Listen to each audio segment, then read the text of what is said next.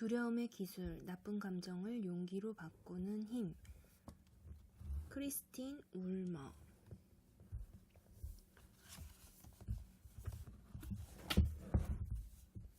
그토록 화가 났던 이유는 두려웠기 때문이다. 갑질하는 XXX 전부 사라졌으면 좋겠다. 건강검진 다시 받으라는데 무슨 일이지? 이 부탁을 거절하면 뒤에서 욕하지 않을까? 친구의 연봉을 듣고 나서 입맛이 떨어졌다. 할 수 있다고 큰소리쳤지만 맞고 나니 잠이 안 온다. 분노, 불안, 걱정, 질투, 스트레스, 이 모든 게 두려움 때문이다. 서문을 읽어보겠습니다.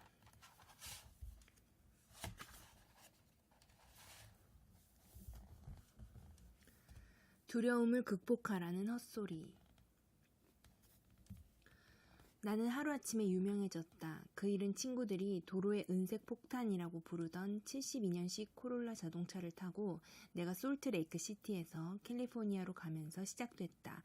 1월이었고 히터가 고장나서 나는 스키복에 장갑까지 끼고 있었다. 라디오도 작동하지 않았다. 마모된 타이어로 시속 130km로 달리면서 나는 상상의 음악에 맞춰 신나게 춤을 췄다. 내가 스키 영화를 찍으러 가는 중이라는 사실이 도무지 믿기지 않았다. 세상에 스키 영화라니. 얼마 전 나는 유명한 영화 제작자 에릭 펄먼에게 신작 영화에 출연시켜달라고 부탁했었다. 나는 지역 대회에서 7위를 차지한 모굴 스키 선수였다. 나는 모굴 스키 묘기를 부리는데 꽤 능숙했지만 업계가 후원하는 영화에 출연하기에 충분할 만큼 내가 멋진 선수라고 에릭을 납득시키는 데는 더 탁월했다. 순진한 사람이라니까. 나는 혼잣말로 킬킬거렸다. 사실 내가 출전한 지역 모굴 대회의 여성 선수들은 7명 뿐이었다. 새벽 4시 스커밸리 주차장에 도착한 나는 코롤라의 엔진을 끈 뒤 고장나서 더 이상 뒤로 젖혀지지 않는 좌석 등받이에 기대어 잠을 청했다. 3시간 정도 흘렀을까 누가 창문을 두드렸다. 그 소리에 눈을 뜨니 번쩍이는 고어텍스 점퍼를 착용한 남성 프로스키 선수들이 보였다. 스키 전문지에서나 보던 사람들이었다. 오, 이게 꿈이야 생시야. 그들은 스키를 들고 있었고 출발할 준비가 돼 있었다. 너 크리스틴 맞지? 그들 중 한 사람이 내게 말했다. 나는 서둘러 차에서 나왔다. 너무 추워서 제대로 잠들지 못했던 데다 이제는 완전히 잠이 깨서 아이스 부츠를 챙겨 신고 스키와 폴과 그래놀리 바를 손에 쥔 채 슈퍼스타들과 함께 리프트에 올라탔다. 이렇게 일찍 시작한 이유는 리조트에서 오전 7시 15분에 리프트를 잠깐 가동하기 때문이다. 그래야 일반인들이 스키장을 이용하기 전 산에 올라가서 촬영을 할 수 있다. 정상으로 올라가는 동안 선수들은 나를 무시한 채 새로 쌓인 20cm 눈을 보고는 환호성을 질러댔다. 나는 조용히 앉아 있었다. 리프트에 매달린 내 발 아래로 신선한 눈이 부드럽고 매혹적으로 보였다. 리프트로 2번 이동한 후 나는 팰리세이드라고 부르는 곳을 향해 가는 그들을 뒤따랐다. 우리가 정상에 이르렀을 때 모든 사람들이 조용해졌다. 팰리세이드는 펑펑하고 눈 덮인 120m 길이의 고원이었고 아래에 급격히 절벽이 있었다. 나는 그들이 어느 벼랑에서 뛰어내릴지 결정하기 위해 이런저런 의견이 분분한 광경을 가만히 지켜봤다. 그들은 아래쪽 착지 지점에 있는 카메라맨과 의사소통을 하고 있었다. 16mm 필름 카메라는 이미 촬영 준비가 돼 있었다. 포토그래퍼 한 사람은 사진 찍기 좋은 장소를 찾기 위해 정상 근처까지 우리를 따라왔다. 선수들이 한 명씩 절벽에서 뛰어내리면서 백스크래처 묘기를 선보였고 카메라맨이 그들을 분주히 촬영했다. 백스크래처는 공중에 떠있는 스키어가 몸을 활처럼 휘게 해서 등에 스키 뒤쪽을 붙이는 기술이다. 그때 나는 분명히 깨달았다. 이 스키 영화의 배우로서 출연하려면 벼랑 중 한 곳에서 뛰어내려 백스크래처를 할 수 있어야 한다는 사실을. 지금까지 나는 절벽에서 뛰어내린 적이 단 한 번도 없었다. 백스크래처를 실행해보기는커녕 직접 본 적도 처음이었다.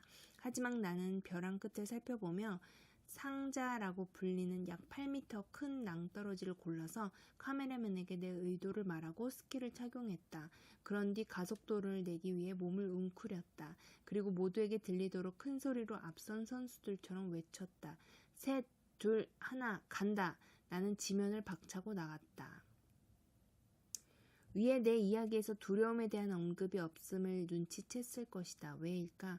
경험해 본 적이 없다면 8m는 엄청난 자유낙하 높이다. 더욱이 그때는 수십 년 전이었고 당시에 착용한 스키는 현재의 두꺼운 스키가 아니라 젓가락처럼 얇은 스키였다. 내가 사실상 이쑤시개를 착용하고 시속 60km로 착지했음을 의미한다.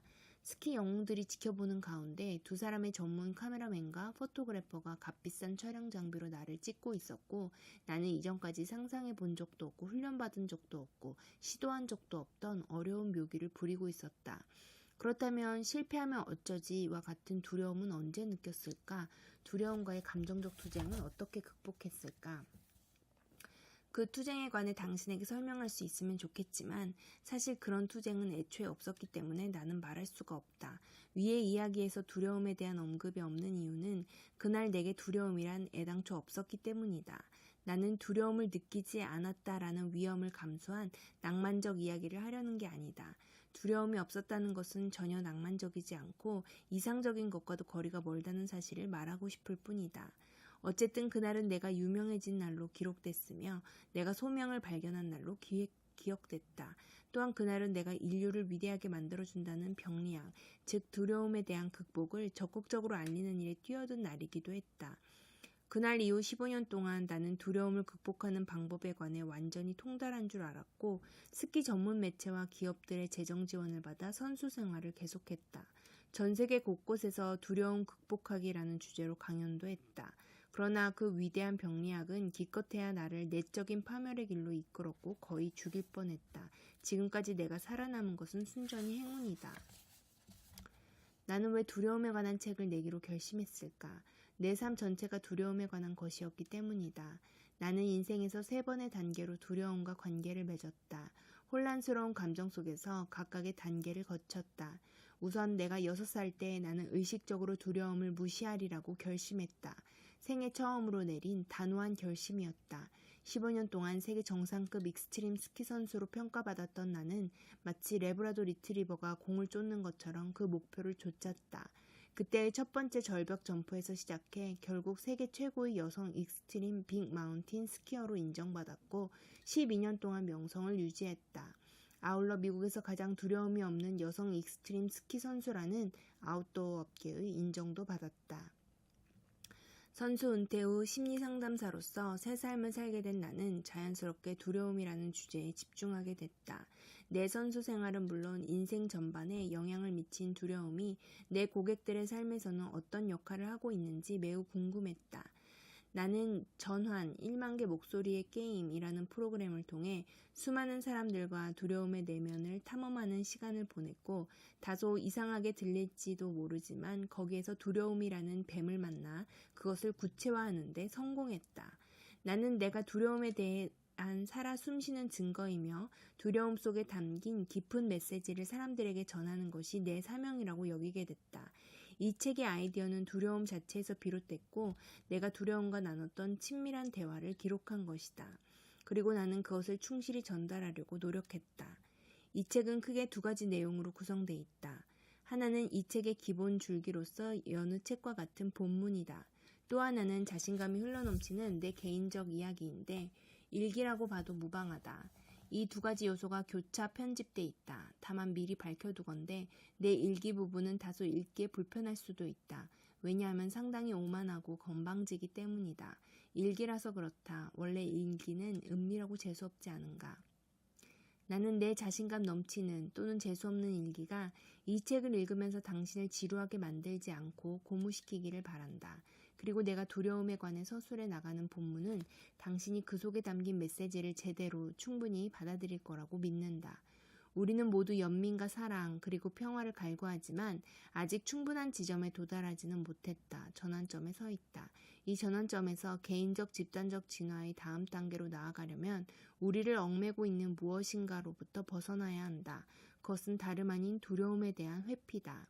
두려움을 회피의 대상으로 바라보는 관점이다. 그 회피 성향 때문에 앞으로 나아가지 못한다. 두려움은 피할 수 있는 존재가 아니다.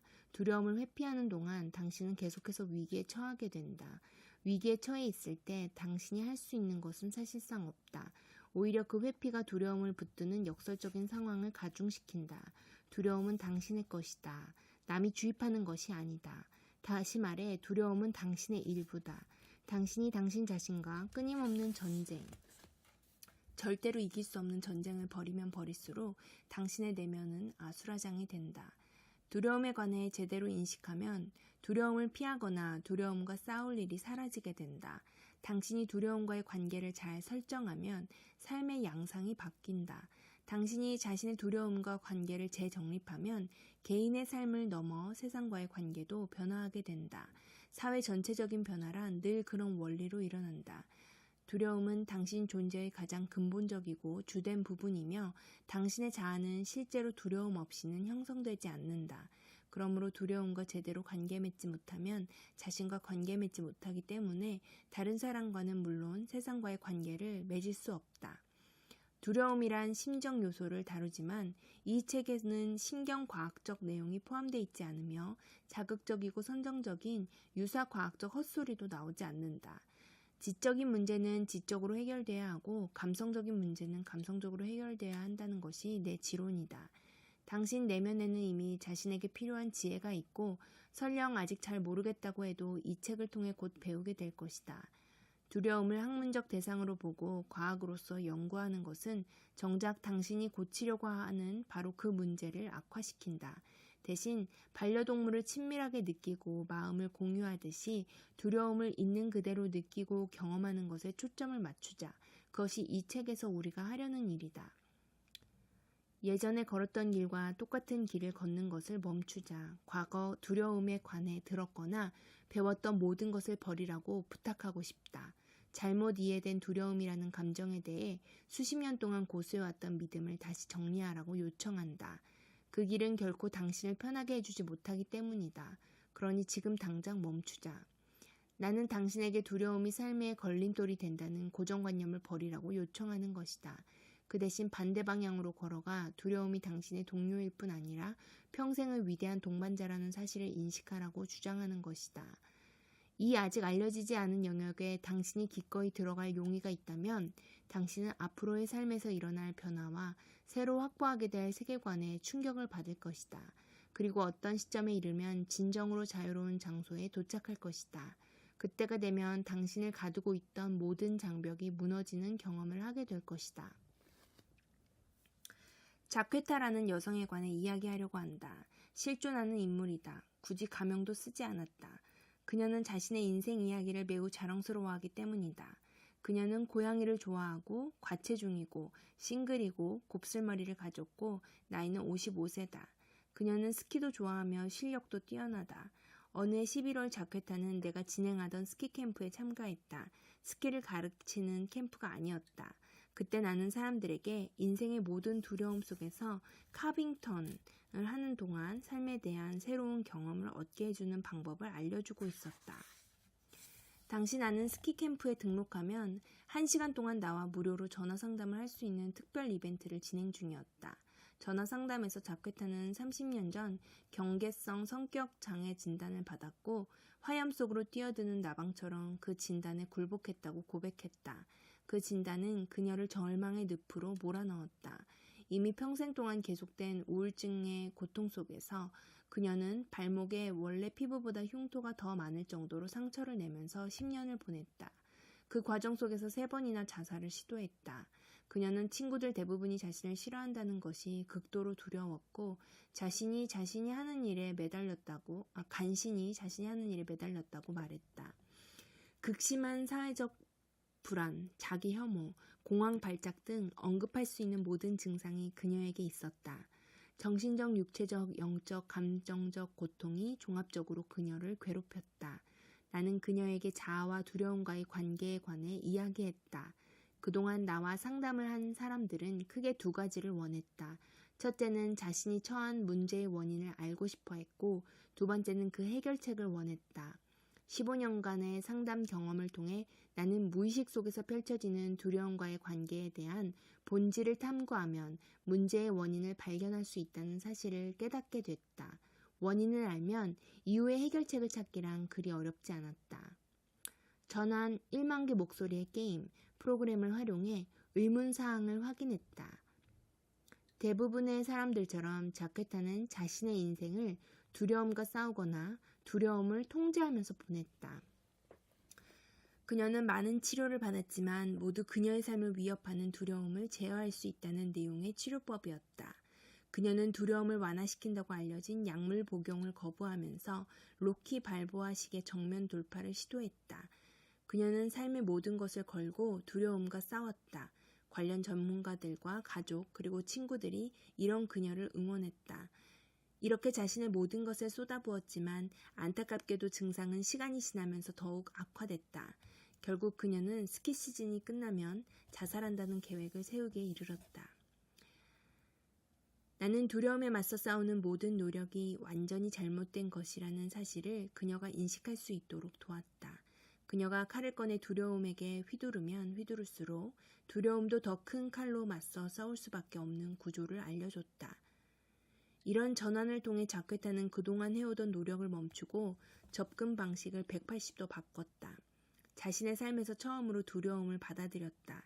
그녀는 왜 두려움이라는 고통스러운 감정이 그토록 삶 전반에 널리 퍼졌었는지 궁금했다.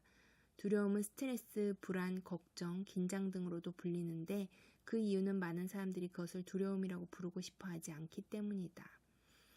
자케타는 두려움이 단순히 감정의 한 형태이며 위험을 경고하는 자기 내연의 외침이라는 사실을 알게 됐다. 오히려 두려움이 그녀 자신을 위해 발동한다는 것을 깨달았다. 이를 인식한 뒤 두려움은 아무것도 아니게 됐다. 두려움에 대한 자신의 반응이 문제였던 것이다. 피하고 싸우려고만 했기 때문에 두려움이 본연의 역할을 수행할 수 없었던 것이다. 그녀는 두려움을 극복하려는 시도가 결국 자신의 모든 끔찍한 증상을 유발했음을 깨달았다. 우리는 두려움이라는 감정 뒤에 숨겨진 이면에 대해서도 대화를 나눴고 그동안의 모든 고통을 희망으로 바꾸기 위한 방법에 관해서도 이야기했다. 훗날 내가 듣기로 그녀는 상담을 마치고도 한참 동안 그 희망에 매료됐다고 한다. 거의 평생 동안 그녀는 평화를 거부하고 두려움에 맞서왔다. 그래서 고통스러웠다. 그런데 이후 지금까지 알았던 모든 것과 정반대로 했다. 그 효과는 명확했다. 생애 최초로 그녀는 자유와 평화를 만끽했다. 두려움과의 전쟁, 자기 스스로와 벌인 전쟁이 끝난 것이다. 이 모든 것들이 그날의 1시간 전화 상담으로 이루어졌다고 한다면 거짓말이다. 그렇지는 않았다. 단 하나의 절대적인 적을 향한 반백년의 혐오감을 단숨에 해소하기란 쉬운 일이 아니다. 우리는 이후에도 6개월 동안 일주일에 1시간씩 상담했다. 그녀는 너무 오랜 세월을 한 가지 길에만 쏟아부어 이제 와서 되돌리기에는 늦은 게 아니냐며 괴로워했다. 머리로는 이해했다고 하지만 온 마음으로 두려움을 받아들이고 두려움과 친숙해지기에는 시간이 필요했다. 인내심을 갖고 자케타와 24번째 상담을 진행한 이후부터 눈에 띄게 그녀는 달라진 모습을 보였다. 더 이상 우울해하지도 않았고 불안감에 빠지지도 않았다. 그녀는 애초에 어떤 의미에서든 당신이나 나처럼 정상적인 사람이었다. 그녀의 친한 친구 중 한 사람이 내게 전화를 걸어 눈물을 흘리며 친구를 구해줘서 고맙다고 말했다. 두려움과 친밀해지는 것이 어떤 효과를 일으키는지 보여주는 사례다. 내가 상담한 대부분의 고객들은 보다 덜 불안해지기를, 올바른 결정을 내릴 수 있을 만큼 머릿속이 맑아지기를, 다른 사람들과 더 나은 관계가 맺어지기를, 삶 전반의 활력이 느껴지기를 바라고 또 바란다. 나는 그들에게 자신을 붙잡고 있는 무의식 패턴의 다른 측면에 도달하기 위해서 오랜 치료를 견디거나 값비싼 비용을 지불할 필요가 없다고 조언한다. 더 빠르고 쉬운 길이 있으며 자유롭고 명확하게 자신의 길을 찾을 수 있다. 당신이 지금까지 해온 것과 정반대로 하기만 하면 된다. 이 책에서 나는 당신과 그 여정을 공유하고 싶다. 나 또한 늘 두려움과 좋은 관계를 맺은 것은 아니었다. 나도 예전에는 다른 사람들처럼 두려움을 피하고 억누르는 데 익숙했고 그 때문에 건강과 행복을 거의 잃을 뻔했다. 모르고 지나가지 않아서 천만다행이긴 하지만 이를 수십 년 전에 미리 알았더라면 하는 아쉬움도 있다. 그냥 잠자코 내 삶을 즐기며 살아갈 수도 있지만 그것은 내게 주어진 책임을 회피하는 일이라고 생각했다. 나는 눈 덮인 산을 헤매고 스스로 만든 지옥을 빠져나오면서 알게 된 길을 당신도 알게 되기를 진심으로 바란다. 또한 나는 당신을 향한 깊은 존경심으로 이 책을 썼다. 두려움은 자신을 위해 말해줄 누군가를 필요로 한다. 나는 내가 전달할 메시지를 정확히 알고 있다. 당신은 이미 받아들일 준비가 돼 있다. 당신의 그 마음은 존경을 받아 마땅하다. 이 책의 처음 3장은 당신에게 상처를 주고 있는 두려움에 관한 습관적 패턴을 확인하는 내용으로 이루어져 있다. 이 부분을 건너뛰려는 유혹을 이겨냈으면 좋겠다. 그래야만 해결책이 나오는 다음 부분을 이해할 수 있다. 이 과정을 통해 당신은 두려움과 자신의 관계를 인식하는 법을 배우게 된다. 두려움이 과연 어디에서 오며 왜 그토록 당신을 끈질기게 붙잡는지 알게 된다. 그렇게 두려움을 억누르는 기존의 길을 끊어버리기 위해 당신이 무엇을 할 수 있는지 찾게 된다. 새로운 패턴에 들어서는 방법에는 어려운 길과 쉬운 길이 있다. 우리의 목표는 쉬운 길을 찾는 것이다. 이는 두려움이 사랑과 새끼 고양이처럼 인생의 가장 중요하고 멋진 경험을 할 수 있도록 해준다. 그렇다. 사랑과 새끼 고양이. 그저 피하려고만 했던 두려움에 호기심을 느끼고 접근해서 두려움이 던지는 메시지에 대해 생각하고 탐구하면 더 이상 눈앞에 손바닥을 놓고 하늘을 쳐다보지 않게 된다. 어느 순간 하늘 전체가 보일 것이라고 약속한다. 두려움과 함께하려는 우리의 여정은 간단한 질문으로 시작된다. 당신은 다음 중 어느 것이 더 사실이라고 느끼는가? 두려움을 느낀다는 것은 당신이 나약한 성격을 갖고 있으며 그 문제를 해결할 필요가 있음을 의미한다. 두려움을 느낀다는 것은 당신이 살아있는 존재로서 자연스럽고 보편적인 확실성을 경험함을 의미한다. 이성적으로 당신은 두 번째가 사실이라는 것을 안다. 당신은 두려움이 머리, 몸, 팔, 다리, 심장박동, 호흡처럼 당신과 함께 태어났음을 알고 있다. 두려움의 불편함을 느끼는 것은 만물의 자연스러운 질서이며 그렇게 두려움은 삶의 모든 발걸음마다 당신과 함께 할 것이다. 그런데 왜 다음과 같은 말은 그처럼 익숙하게 들릴까? 두려움과 싸워서 이겨라. 두려움에 지배당하지 마라. 이런 말이 있다고 상상해보자. 심장박동과 싸워서 이겨라. 호흡에 지배당하지 마라. 터무니없는 소리 아닌가? 하지만 우리는 두려움에 대해 늘 저런 식의 이야기를 듣는다. 두려움은 제거해야 하는 걸림돌이라고 수많은 사람들이 주장한다. 좀 더 진보적인 소수의 사람들은 두려움이 자연스러운 것이며 자신의 일부로서 느낄 수 있어야 한다고 말한다. 그렇지만 결국에는 그들도 두려움에 맞서야 한다고 결론 짓는다. 이런 주장은 들려올 때마다 나를 당황스럽게 만드는 완전한 모순이다. 모든 사람들이 두려움에 대한 전 세계적인 중상모략에 관여하고 있는 것처럼 보인다. 두려움을 뜻하는 단어 fear가 false evidence appearing real, 진실처럼 보이는 거짓 증거의 약자라는 재미있는 말장난을 들어본 적이 있는가? 이에 따르면 두려움은 도전받아야 하고 의문을 제기당해야 하는 거짓말쟁이다. 그래서 당신이 그렇게 하도록 도와준다는 전문가들이 모든 곳에서 등장했다. 이런 전문가들은 대부분 당신에게 지능을 이용한 현명함, 이성, 합리화를 통해 두려움이라는 문제에 대처하는 방법을 가르쳐준다. 그래서 비행기 타는 것을 두려워하는 경우 비행기 추락사고에 대한 통계 수치를 제시한 뒤 거리를 걸어가면서 죽을 확률이 더 크다고 안심시킨다. 그런 식으로 두려워할 필요가 전혀 없지요. 안전벨트가 있으니까요. 하는 엇나간 조언을 해준다.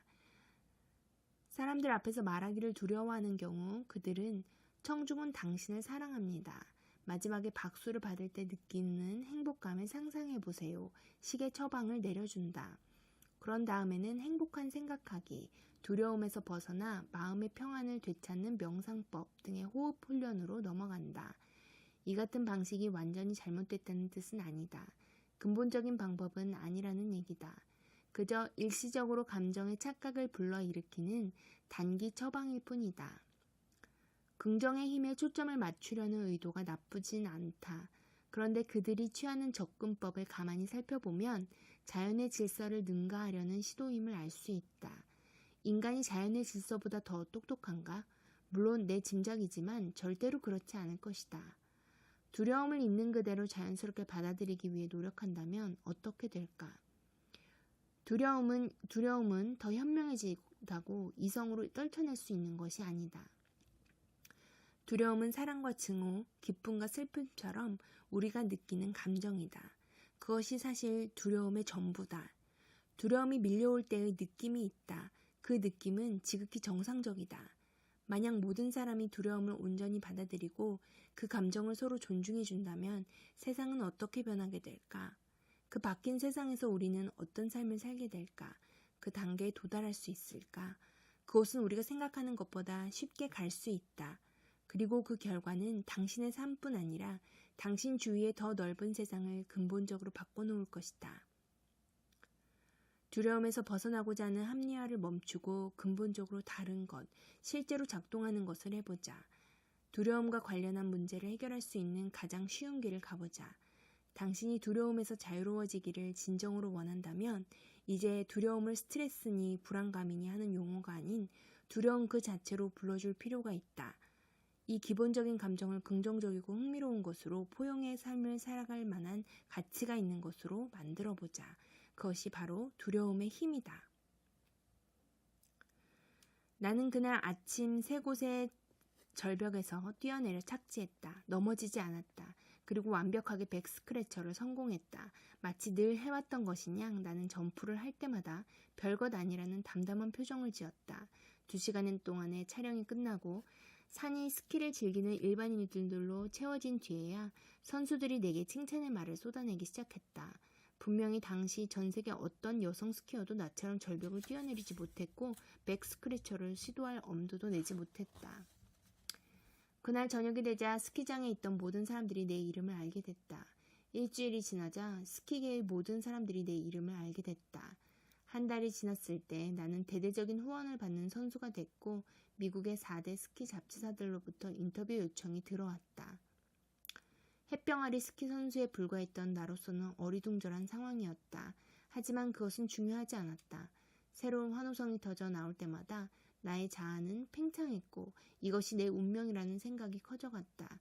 나는 제대로 된 기회를 잡았고 제대로 된 성격을 가졌고 제대로 뒤틀린 두려움과의 관계를 맺음으로써 그 상황을 이끌어낸 것이었다.